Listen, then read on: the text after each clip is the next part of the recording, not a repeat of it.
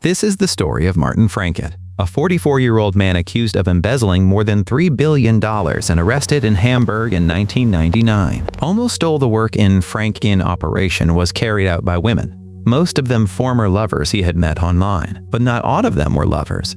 Sometimes Marty would buy a plane ticket for a young girl from Russia, and she would fly in only for him to decide he did not ut her. Frankel played the gentleman.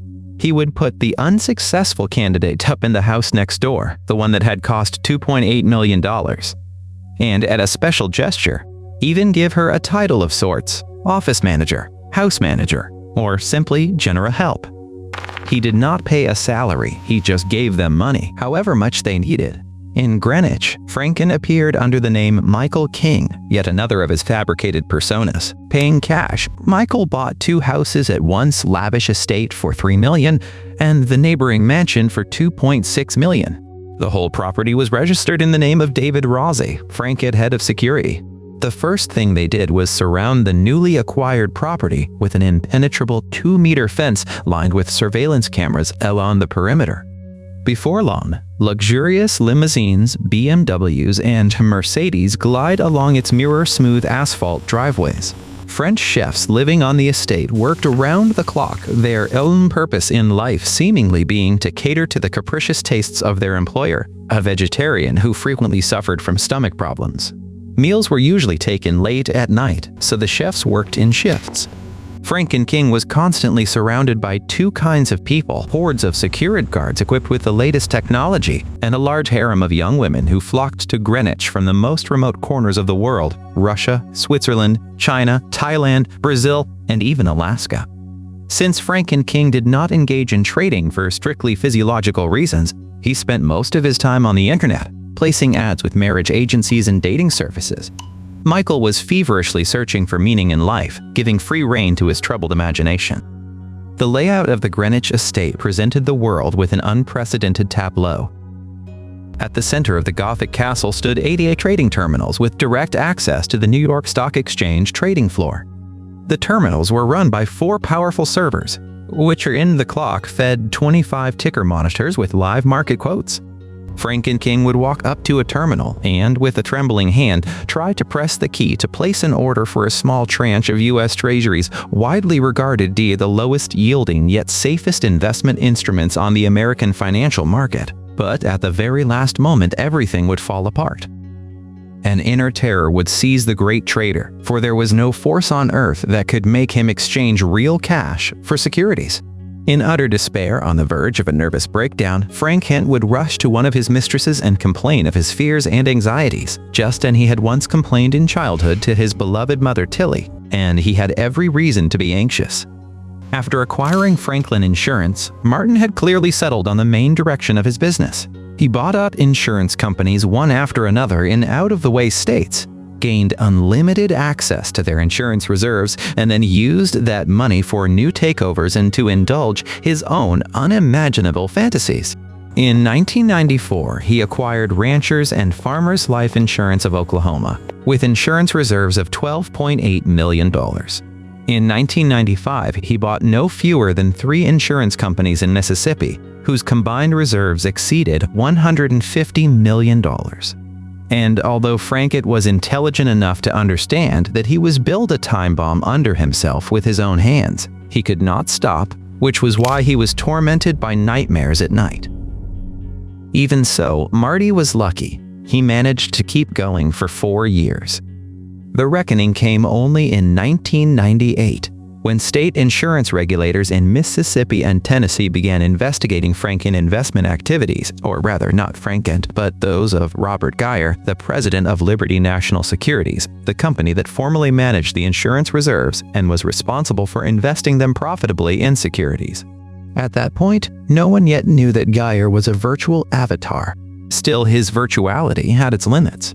Some peculiar psychological twist drove Frankel to choose pseudonyms based on the names of real people, and non-random people either, but ones he had actually known. Businessmen, lawyers, even his own employees.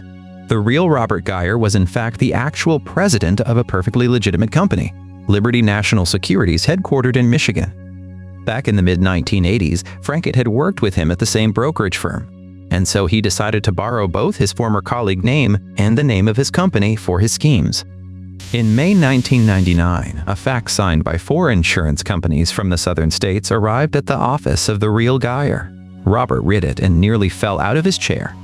Furious insurers were demanding an immediate answer to one question: what had Geyer done with the $950 million he had taken from them to manage? Almost all the work in Franken organizations was done by women, most of them former lovers he had recruited online. But not all of them were lovers. Sometimes Marty would buy a plane ticket for some girl from Russia she would fly in, and Marty would decide he did not at her. Franken considered himself gentlemanly. He would install the unsuccessful candidate in the house next door, and a special mark of favor, even appoint her to that position, such as office manager, house manager, or simply general help. He paid no salary, that handed over money the needed. Before long, a hard gore of women closest to the body had formed within the harem of the 20th century financial genius. Kathy Schuchter, Karen Timmons, Sonia Howe, Mona Kim, and Cynthia Allison. Each of these 5 Amazons played an important role in Franken's psychedelic kingdom. Kathy Schuchter, the most glamorous and sexy girl from Switzerland, traveled the world on a chartered jet, seeking out influential and wealthy business partners for Franken.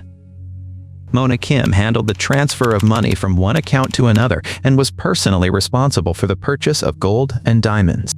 Sonia Howe, the former wife of Schulte's employer, was Marty's business partner. Cynthia Allison was the last love of our hero, the woman who shared all 74 days of his life on the run after he was placed on an international wanted list through Interpol. Karen Timmons, 34-year-old Karen, was given the most unpleasant role of all. Franken met her during one of those online sex chat conferences, but he did not take to her in real life, so she was promptly assigned the position of office manager. Karen Timmons went on to head an ultra-secret special project within Franken organization. In California, an agency was found to arrange the artificial insemination of a surrogate mother.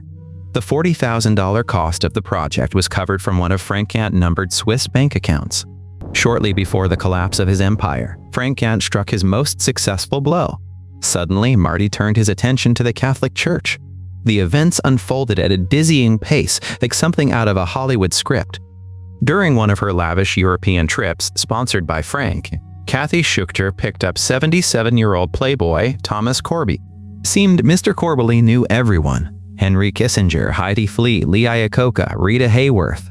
Then again, that was hardly surprising, since Corby had served as a covert informant for several intelligence services at once. Kathy flew back to Greenwich with Corby so that he could meet her boss, Mr. David Rosé, the very identity Franken had assumed in the guise of his own security chief, to carry out the biggest scam of his life. Marty immediately sensed the old gentleman potentially a useful mark, so he went in hard. "I've traveled all over the world," Franken said in a hypnotic tone. "I've seen everything and experienced everything. I lived in Palm Beach for many years, but today I have a different mission. I want to create an investment fund with $100 billion in capital, and then use that money to search for a cure for cancer and to help feed the hungry around the world." At that point, the old con man Corby became overwhelmed with emotion and burst into tears on the shoulder of the young con man Franken. "I'm offering you the chance to work with the Mr. Corby. Your share will be 1% of the fund we create." Thomas did the math in his head and quickly agreed. From that moment on, Franken's interests were promoted by what may have been the most irresistible duo in the world: Thomas Corby and Kathy Schuchter. Marty had judged it well. Just a week later, Corby arranged a meeting between David Rosé, one of the most influential lawyers and political figures in America, Robert Strauss, the former U.S. ambassador to the Soviet Union, a member of the Carter administration, and, most importantly, a former chairman of the Democratic Party. Strauss introduced Rosé, that is Franken, to his partners at Akin Gump, Strauss Hauer and Feld, one of the most prestigious law firms in the United States, which graciously agreed to handle the affairs of David Rosé's new investment fund. Frankel cried with happiness. As a token of gratitude, he wired the lawyers a $100,000 retainer, gave Corby a Mercedes 600 SL, and bought him a $6 million apartment on Park Avenue. The next person Corby brought to Franken was Father Peter Jacobs, a Catholic priest from New York.